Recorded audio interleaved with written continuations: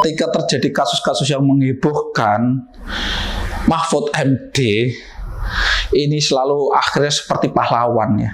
Begitu beliau menjadi PLT Menkominfo dan melantik beberapa pejabat di eselon 1 di Menkominfo, itu beliau langsung diserang buzzer. Saat ini di media sosial tuh ada sekitar 18.000 media yang tidak jelas, dan itu yang biasanya suka serang kanan kiri. Ini hanya opini arus bawah, opini dari masyarakat kebanyakan. Opini hanyalah sudut pandang. Assalamualaikum warahmatullahi wabarakatuh. Salam sejahtera untuk kita semua. Ya, ini bawaan bayi atau takdir atau apa, kita nggak tahu ya.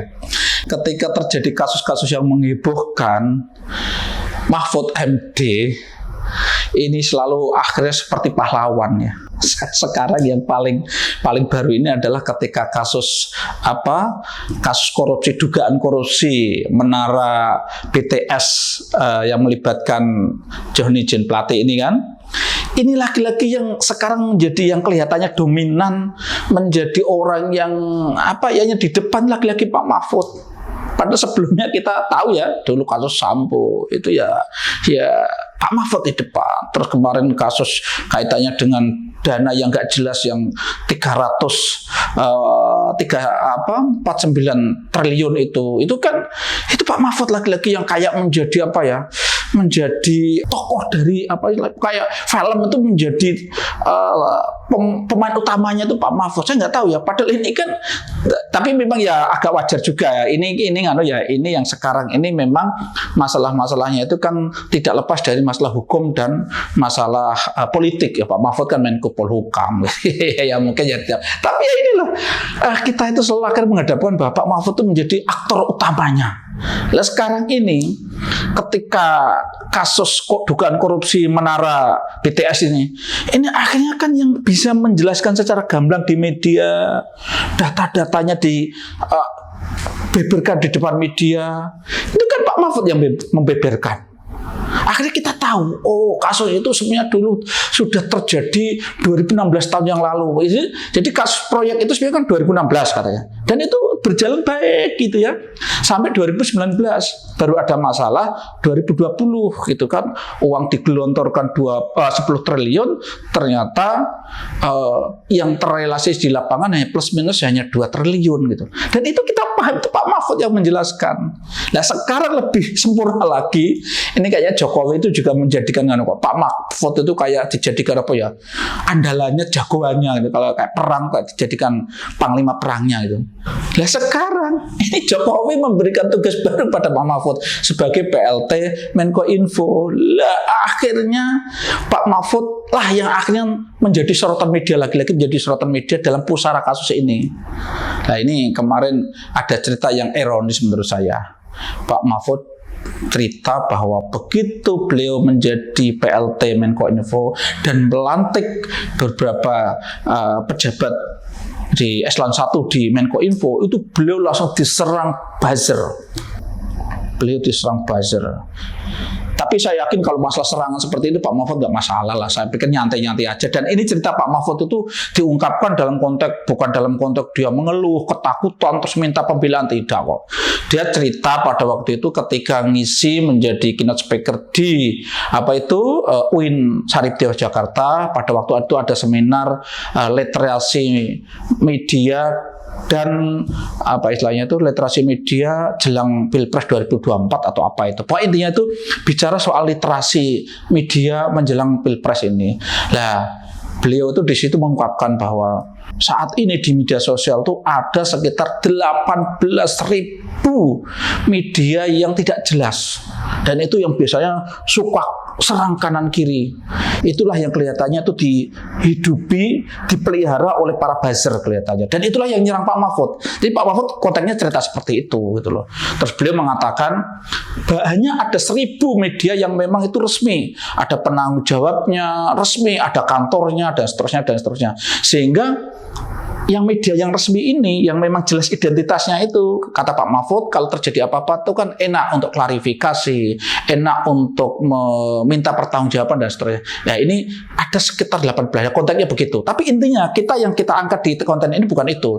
Tapi yang kita angkat dalam konten ini adalah bahwa itulah resiko yang dialami Pak Mahfud ketika sekarang semacam dalam arti mengambil alih persoalan kaitannya dengan dugaan korupsi menara BTS ini. Jadi langsung diserang seperti itu.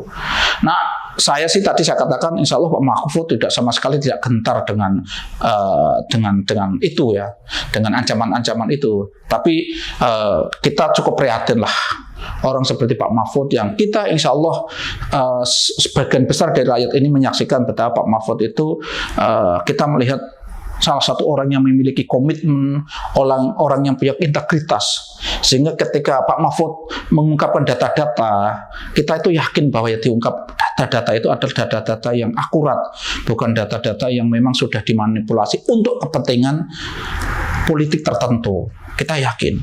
Jadi intinya di dalam konten ini saya ingin mengungkapkan bahwa Pak Mahfud ini di tengah-tengah beliau yang berusaha menciptakan kondisi di Republik ini lebih baik dalam arti lebih terjauhkan dari korupsi, ya toh. Negeri ini bisa dijaga dari orang-orang yang ingin menggerogoti negara ini, terutama dalam konteks menggerogoti kekayaan negara dengan cara korupsi. Itu ternyata tantangannya juga tidak ringan. Ya, salah satu contoh tadi. Maka kita, ayo bareng-bareng orang seperti Pak Mahfud harus kita backup, orang seperti Pak Mahfud harus kita bela.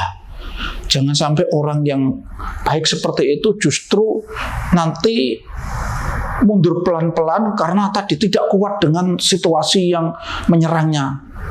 Karena seperti kita ketahui kan, di samping diserang buzzer, Pak Mahfud itu sampai sekarang itu juga karangan politisi yang punya kekuasaan dalam politik itu ya nada-nadanya tidak terlalu suka dengan Pak Mahfud kan gitu.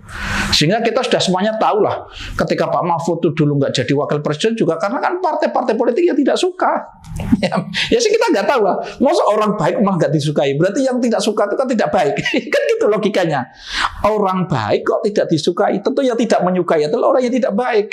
Kalau orang sama-sama baik satu frekuensi tentu baik, tentu suka gitu kan. Nah, orang seperti Pak Mahfud itu ya dalam konteks Indonesia saat ini mungkin ya tidak suka banyak. Tapi insya Allah saya yakin masyarakat umum, terutama masyarakat juga lapisan bawah, saya yakin justru mengidolakan Pak Mahfud. Justru menginginkan sekali Pak Mahfud itu menjadi pemimpin Indonesia di masa-masa yang akan datang. Ya bukan masa-masa mendatang jauh ya. Pak Mahfud sudah sepuh, sekarang usianya sudah 60 lebih loh. Maksudnya ya tidak boleh lama-lama sekali. Harusnya segera jadi pemimpin di Republik ini. Ya kita semua kan berharap ya bahwa moga-moga lah Jokowi kan sudah sangat membuktikan, sudah bisa merasakan ya betapa sumbangsihnya Pak Mahfud dalam kepemimpinan dia itu kan luar biasa. Sekarang kalau terjadi apa-apa mesti andalanya Pak Mahfud. Terjadi ada apa-apa andalanya Pak Mahfud kan gitu.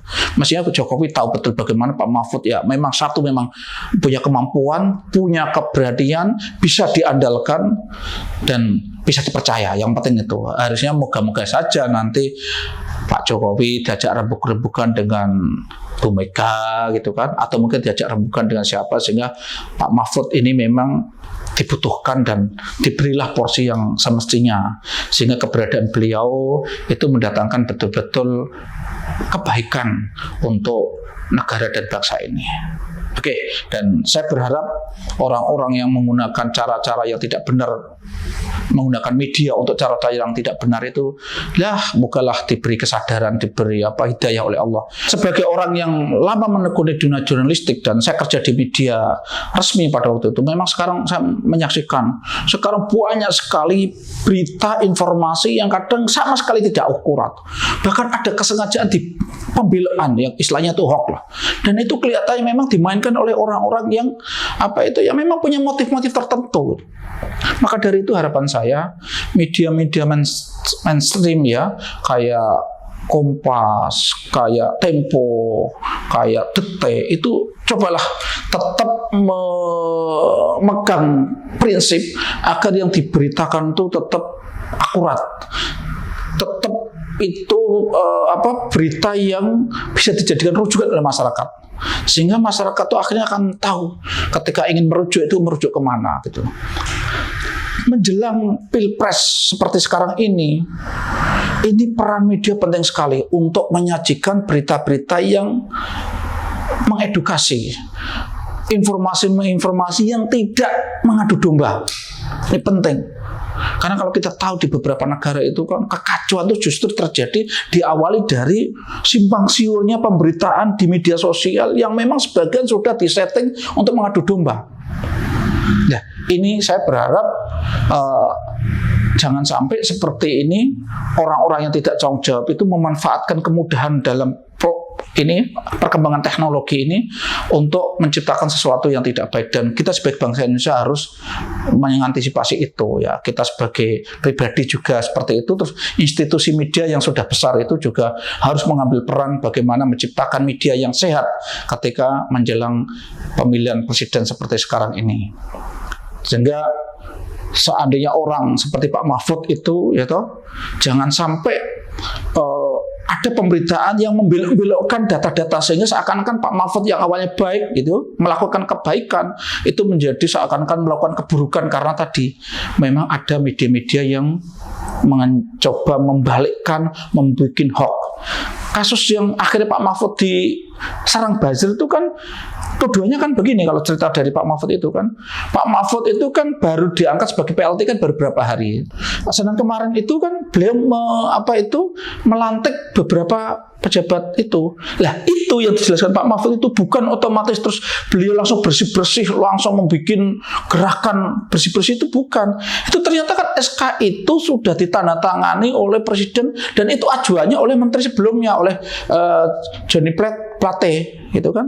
Ini sebenarnya hanya melanjutkan karena Johnny Plate ini berhentinya kan dadak karena ada kasus gitu. Jadi itu sudah diproses sebelumnya, tapi kan yang disebarkan oleh para buzzer itu seakan-akan Pak Mahfud begitu dia tunjuk sebagai PLT langsung bersih-bersih dan menghabisi orang-orang yang dianggap tidak disukai kan gitu. Nah ini kan sudah pembelokan fakta, dan ini media-media yang tadi dikatakan media-media yang resmi, media-media yang memang sungguh-sungguh itu harusnya bisa meluruskan hal seperti itu. Oke, saya pikir itu, tapi intinya kita harus terus memberikan support, kita harus terus memberikan dukungan kepada orang-orang yang ingin berbuat baik seperti Pak Mahfud yang belakangan ini memang melakukan banyak hal untuk kebaikan bangsa dan negara ini. Assalamualaikum warahmatullahi wabarakatuh.